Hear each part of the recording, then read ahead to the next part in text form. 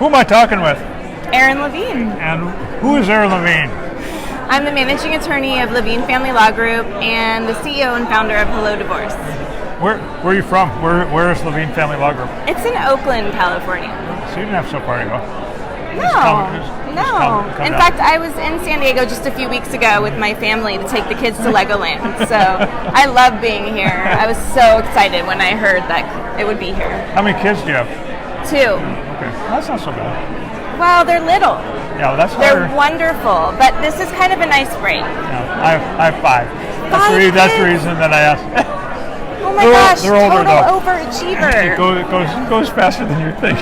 I can't even imagine. I mean, 2 feels like 10, so... This guy Kawasaki always said, he goes, when you go from 2 to 3, then you start playing the zone. And that's when it all changes. It's a whole new game. Yeah. Wow. That's, impressive. So in addition to, practicing family law, you have Hello Divorce. What is it? How'd that all come about? Yeah, so Hello Divorce is a web platform that offers legal help and wellness support to people who are going through divorce. Okay. So it's a web app. Well, let me back up a minute. It's kind of in between a LegalZoom or Rocket Lawyer and a full-fledged law firm. Okay. So I had done a survey of hundreds of people who were either just starting the divorce or had just finished their divorce, and asked them what they needed or what they wanted or what could have been better. And as it turned out, most of them really wanted technology. They wanted the opportunity to do things on their own, but they also wanted a helping hand if they needed it. So our app not only takes people through the divorce process, but if at any time they need some extra help, they can click and access on-demand lawyers. And is the on-demand lawyer different lawyers around the country? Is it in California? Where is it being used? Yeah, so it's we're partnering with different firms. Okay. Because Hello Divorce itself can't offer the legal advice. Right now, we tested it in California with my firm and some contract attorneys that work with my firm. Right. We wanted to make sure that it was a sustainable option for lawyers. We wanted to prove that lawyers would actually make money even though they're charging less. Right. Because their overhead is like gone.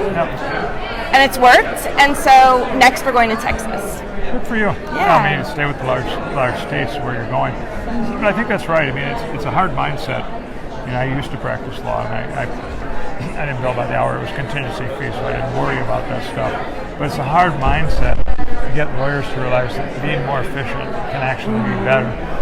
And for the clients, that's what they want anyway. They're not looking to be spending the most time with you. They don't necessarily just like you, but they don't love you like their families to spend more time with you, to make it more efficient and do it. How'd you go about the process and say, okay, we're going to build this thing or have this app? What'd you do? Where'd you go? Where'd you go get the developer? Where do I start? Oh my goodness. Well, I had really burnt out on practicing law all the time. Like I was doing a lot of litigation. I had little kids at home. I just kind of needed a break. And I had always loved tech, and I had always loved access to justice. And we had millennials coming into our office on a regular basis saying that they had the information, they had Googled it, they knew it, but they were having trouble like processing it or problem solving. And so they were asking for like fixed fee services or just unbundled services, and we weren't set up to do that in a way where we could make money because our overhead was so high. So I went to a tech firm in San Francisco called Yeti, and with them we did a design sprint, and we really mapped out what we wanted or felt the user journey should be. We asked people in surveys. We looked at colors. We looked at how we could integrate wellness support. We put everything in plain English, which is hard for us lawyers. And then we had this amazing plan, but not enough money. No, you're fine. I thought mine was falling off. So I did a minimal viable product on WordPress. I actually took like every plugin you can possibly imagine to try to rig together what is now our divorce navigator, and there was interest. So it's a web-based site. It's not an application per se. Right. It's a web application now, but it's not available for download in the Apple Store. but it is an application built in Python. It integrates with some of our sponsors here, so that's nice too. How long ago was that you were in the office in San Francisco at the tech firm mapping out the journey and what it would be for 2 years. 2 years. Yeah. And what did you learn throughout that process that you didn't know? And there might be 80 things, I don't know. But what did you get into that you go, boy, I didn't know that, or I didn't know that? Yeah. For me, it was like just how much the consumer has changed in the past 15 years even. So I've been practicing law for 15 years. Yep. And, it used to be that we were like barricaded by this fortress of information and no one had access to it. And we told clients, you got to trust us. Like, we're going to give you the answer, you got to trust us. And they really had no other choice. Right. And now people expect more. They have the information or they want it. And they're willing to pay for a lawyer and they're willing to pay for legal services, but they want to ensure that we know our stuff and that the user experience is comparable to all the other apps that they use. Yeah, because that's right. Yeah. If they have a relative or a family member that's got a serious disease, what are they doing? They're turning to the internet. Yeah. And they're getting great information. And they may even be able to talk with somebody in that field via the internet, maybe on their iPhone. And here it is, a divorce, and hey, it's not fun, but it isn't as serious as some life-threatening disease, but yet we're going to live with a mystery because I can't, now I get it because I got all this information, but how do I go through it? They don't want to do surgery. But same, that was a big piece of it. Like, we made tons of worksheets and checklists so people could digest little pieces of the divorce process without trying to take it in all at once. So our most popular worksheet is the parenting plan, one to help you figure that out. I bet, yeah. And the other most popular one actually is our self-care worksheet, which surprised us, but we love it. We've got great consumers. The customers for you, per se, are they the law firm then that deploys it into their customer base, or is it the consumers directly then that can go to the lawyer? Who is the party that's taking money out of their pocket and putting it in your pocket? So right now we're B2C. Okay. We are, up until this point, on October 1st we launched our first ad campaign, but up until this point we did very little paid marketing and advertising. It's all been word of mouth, social media, mediators, just me getting out there and meeting people and whatnot. So consumers, but ultimately the goal is that lawyers will pay to use our platform. Right. So that it makes divorce like that much easier for them. And we've had new lawyers tell us that they've paid for a membership, like a subscription to our app, to learn how to do this stuff. I remember when I visited Nolo Press, and the internet was just coming about in 96 or 97. So inspired by I had the idea of a virtual law community. I wanted to pull different pieces together. So I went out to Berkeley from Wisconsin and visited Nolo, and I go, this is awesome. You guys got awesome stuff. And they're saying, hey, do you understand? This isn't like a freebie. This is very capitalistic in what we're trying to make as far as money from these books. And I'm realizing that those books ought to be in my library or my reception area, and I should be buying them for the clients. So if you want to know what's going to go on at trial, you want to know what's going on at deposition, they're a hell of a lot better than any books that the Bar Association is putting together. So true. I don't know why lawyers think that if they give the information, they're not going to need us. And the lawyers are totally afraid. And then when I told why aren't you selling this to lawyers? They go, lawyers aren't going to buy us. They hate us. I said, well, maybe they hate you because of the way you're approaching it, or they don't know. But if they had these books, it would make their lives easier. Absolutely. Think about it. There was landlord-tenant, there was real estate, there was divorce. They had all these consumer-facing areas of law. And it was written for consumers. I mean, it was so they could wade through it and see it in an entertaining way, like a dummies book. It's great. Yeah, and it's going to be decades before the legal system is efficient and streamlined. And until that happens, we've got counties with different rules. We've got states with different rules. People need help navigating that. But they don't necessarily need a lawyer doing that. Not always, no. So, they could use a lawyer that has technology so that the lawyer they can access if they need to. And if they ping the lawyer, they get a response back in about maybe an hour, but at the most, but it's oftentimes 10 minutes. Yeah, I mean, that's definitely our advantage because people can click and they're immediately, they can pay. Yep. This all takes like 2 minutes. They get their welcome email. What does it cost for somebody to use this service? So the basic service, just to get access to the information in exchange for their email address, is free. Yep. It's $99 a month to use the Divorce Navigator. Okay.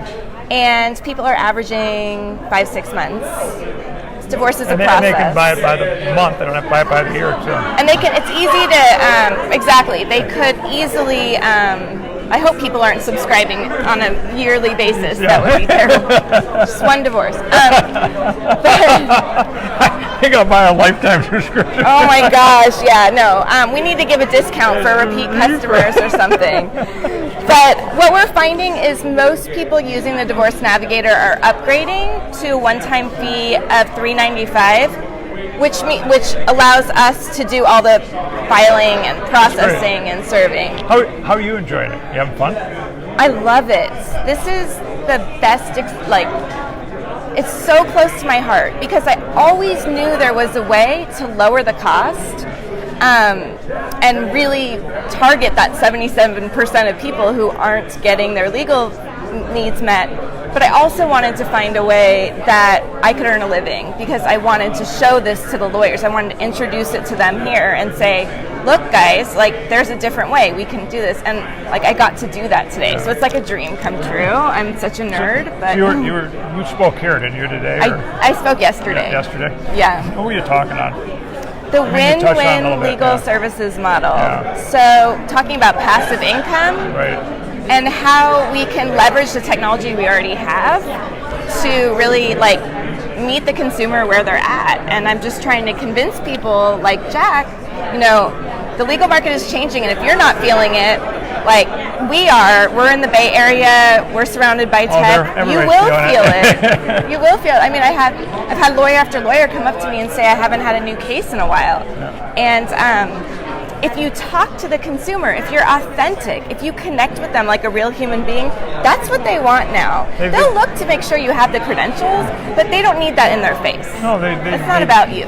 Yeah. No, my doctor, he said, hey, if we don't get back to you, within an hour, we might be tied up in something. I'm thinking, yay, that's okay. I emailed to the office, and it goes through. I think it goes something through like a Zen system where they can queue it as to where it goes.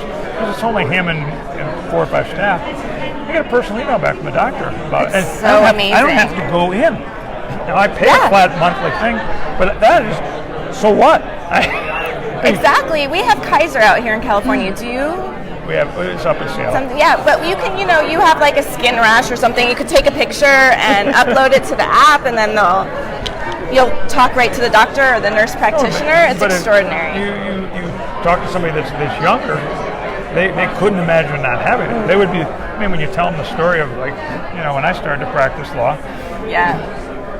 You make an appointment, you come in, somebody sits you go in with a legal pad with a pencil or a pen, you make all types of notes, and then you forget about half the stuff because you can't read it. Then you dictate a summary or you dictate a letter back to the client. They're paying for the time. The dictation. My dad was always dictating. Oh, you have. I wish I should just bring in like exactly what went on. Hey, at night I came in from like 7 to 11 every night and dictated stuff. And then it was in stacks and it had numbers 1, 2, and rubber bands around the tapes to go on the files. Oh yeah. And you literally cut and pasted because you copied the books and you cut them and put them there, and you had notes for where the dictation went. Think about how inefficient that was. Oh my gosh. I remember my dad he was a trial attorney with a firm in LA. We used to take the file carts and like run around the hallways, and he had this huge room for a library, a huge room for the files, and a huge cold room for the server. It was like a whole room. It was amazing. I mean, now we're seeing like these lawyers come out of law school and like set up shop on their computers in 2 minutes. Never had to buy library subscription. No. So can you imagine every month the pocket parts coming in, somebody's got to go and pull them out of the books, put them back in, and then they would sit on the library table and you're wondering whether we should have them in the books or not. It's insane. Well, I think the amount of money we spent on it was just obscene. So now whatever people are they're complaining today, it's a fraction of what it is. I know, exactly. And so what you're bringing into the environment is saying, hey, you not only can serve people better, you might make money when you're asleep. Yeah. I mean, and that's okay. It's not to try to steal from people. You're just you can develop subscription-based businesses over time, working with customers that have a better experience about the whole thing so that they're raving about it's really interesting what you're saying, like somebody hasn't had a call for a new client for a period of time. And it might be the way they're presenting themselves and they're inaccessible. Right. You're right. I mean, you're living in the middle of it with the Bay Area, and I'm living in a pretty tech-savvy area. Yeah, it's, I think that, us Gen Xers, we really had this unique perspective because we saw our parents and like really working in like non-tech. We didn't grow up with iPhones. Like we were still on beepers, and then all of a sudden we were expected to like know all this and know it quickly. I think you could probably relate to that as well. There were no word processors when we started. It was an amazing thing when 2 word processors arrived at the office with green fonts. Did you love it? Did you embrace it right away, or were you like, this is never going to work? Those I saw could work because we went. I mean, it sounds goofy, but they went from IBM Selectrics to an IBM with a mag card writer, and if you had a mag card writer, it basically could kick things out, stop, and then whoever was keying in, was typing in, would stop and put in the name or whatever the clause or whatever the information. Yeah. So there were only so many variables and documents. So that the lawyers that were doing business and estate work and whatnot, they were making money in their sleep because they weren't doing anything except finding 5 or 6 variables, and their secretary was preparing the documents on Oh the yeah, machines. absolutely. I didn't embrace legal research and technology. I thought it was the craziest thing in the world that we were going to use computers to find things. I have people on my team that still won't do it with the computer. They want the book. I never had. I just let other people do it and said, you guys do the research. Well, it's delightful to talk with you. It's great to hear that you're having fun and you're on to the next state thank you. in Texas. And then you'll be on to Florida and probably New York after that. That's right. Yeah, you got it. You take care. Thank you very much. Thank you so much. I've been following you forever, and